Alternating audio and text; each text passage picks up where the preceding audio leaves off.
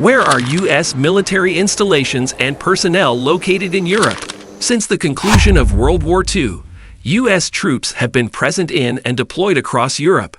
The number of service members has varied over the years, peaking at around 475,000 active duty personnel in the late 1950s, when the U.S. military acted as a shield against the Soviet Union and Warsaw Pact forces during the Cold War's zenith.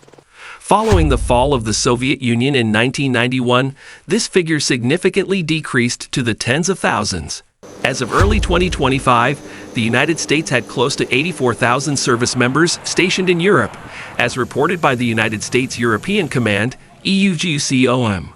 The total fluctuates due to scheduled military exercises and the regular rotation of troops in and out of the region. For instance, after Russia's full-scale invasion of Ukraine in 2022, approximately 20,000 additional U.S. personnel were deployed to neighboring countries such as Poland, Lithuania, and the Baltic states to assist Ukraine and manage the crisis. Throughout the conflict, the troop count has varied between about 75,000 and 105,000, primarily composed of Air Force, Army, and Navy personnel. Over 40 U.S. military bases can be found throughout Europe, extending from the northwestern shores of Greenland to the borders of Turkey and Russia. Most of these installations are situated in Central Europe, particularly in Germany, Italy, Poland, and the United Kingdom. EUCOM's main headquarters operates out of Stuttgart, Germany, alongside the United States Africa Command.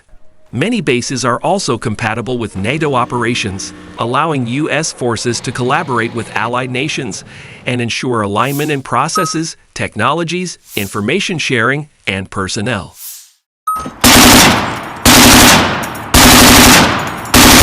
What functions do these military forces perform? U.S. forces carry out diverse roles, ranging from forward defense to logistics support and training for allied military groups. For example, personnel at Buckel Air Base in Germany oversee the management of 10 to 20 B-61 nuclear weapons stationed there, while members of the Pennsylvania National Guard participate in joint exercises with the Lithuanian military as a part of the National Guard State Partnership Program. The 10th Special Forces Group, Airborne, provides specialized training to Ukrainian troops in Germany. Since 2022, the United States has supplied more military assistance to Ukraine than any other nation, including substantial amounts of weaponry and equipment aimed at strengthening its defense capabilities. U.S. forces also facilitate the provision of weapon systems and ammunition, while training Ukrainian soldiers in the operation of new technologies.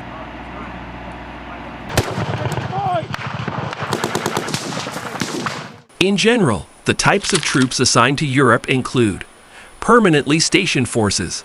These military personnel are based in a European nation for a long-term or semi-permanent duration. Known as station troops, they form part of a lasting U.S. military presence in Europe, inhabit established military bases, and regularly conduct training exercises with the forces of the host country. Long-term rotational forces play a crucial role in the operations of U.S. military units abroad. In addition to ongoing commitments, American forces participate in shorter missions driven by particular needs or unforeseen events. Within Europe, two significant operations are centered around rotational forces: NATO's Enhanced Forward Presence, EFP, and Operation Atlantic Resolve. Initiated in 2017, the EFP brings together soldiers from various NATO countries under a unified command structure. 4 multinational battle groups operate in Estonia, Latvia, Lithuania, and Poland, each led by the United Kingdom, Canada, Germany, and the United States, respectively. Following Russia's invasion of Ukraine, the size of the EFP was expanded in 2022. In April 2014, the Department of Defense introduced Operation Atlantic Resolve, aimed at deploying U.S. troops based in the country to Eastern European NATO allies for 9-month assignments. This operation facilitates multinational training exercises in several locations, including Bulgaria, Estonia, Hungary, Latvia, Lithuania, Poland, and Romania. Established in 1993 after the disintegration of the Soviet Union, the National Guard State Partnership Program was developed to assist former Soviet nations, particularly the Baltic states, with military reforms as they sought NATO membership. Currently, the United States maintains partnerships with 29 European nations through this initiative. Additionally, temporary forces participate in training exercises across the region, which involve extensive collaboration among various branches of the U.S. military, as well as the armed forces of allied NATO countries. U.S. troops involved in these exercises remain only for their duration.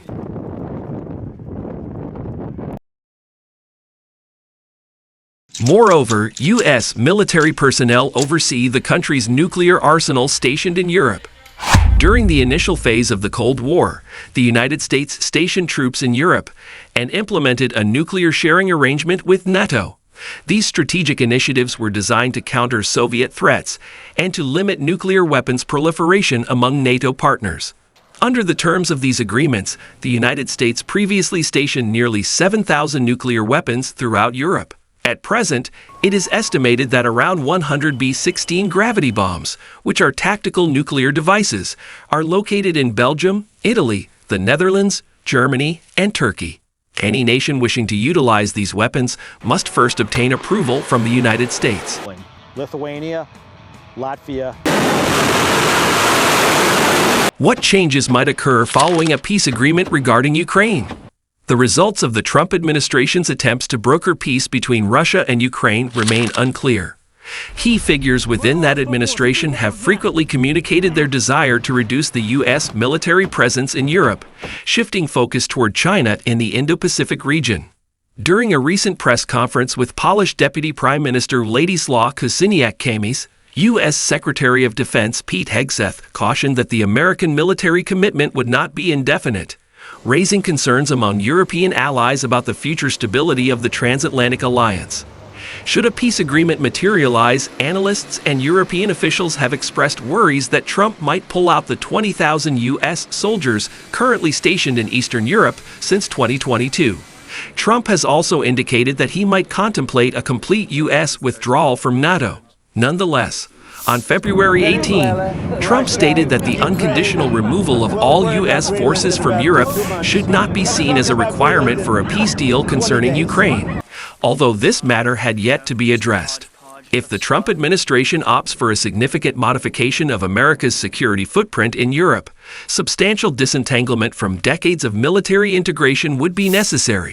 While the U.S. might not fully abandon its bases, the administration could insist that European nations contribute more toward the costs associated with U.S. military installations, which they currently cover about 34%. In light of potential U.S. withdrawal fears, European nations have already elevated their military expenditure.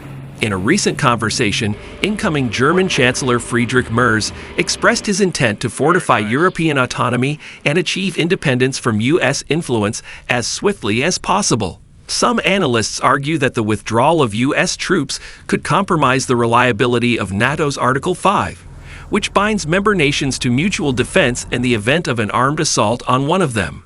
A vital question remains regarding how a